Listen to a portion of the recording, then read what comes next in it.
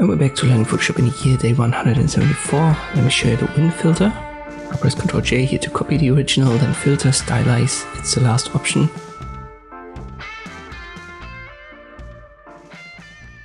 It's easy to use, but let me move to a position where we can see that a little bit better. Right here on the tires, you can see it kind of drags the pixels horizontally.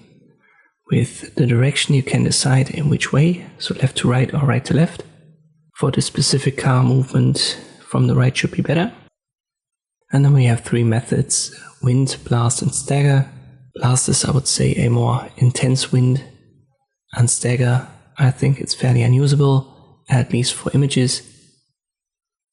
And you can always reapply this effect, so you can add that multiple times to an image. If you apply it too often, you're going to lose details, so keep that in mind. But you can simulate these speed drag effects in photos like this.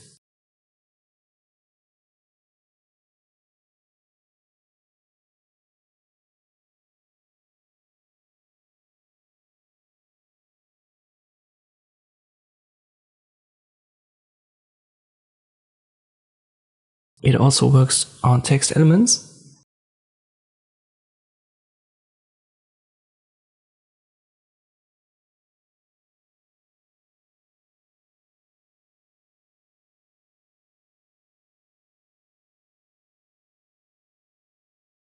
Here you have to convert it to Smart Object first.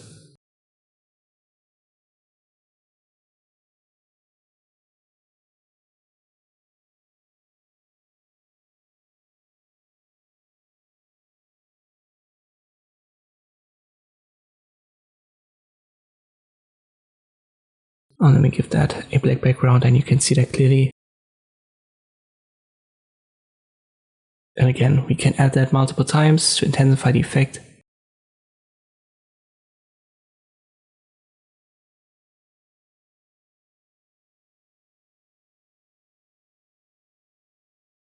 And this is how you can use the wind filter in Photoshop. I hope this video was helpful, thank you for watching, and I'll see you next time.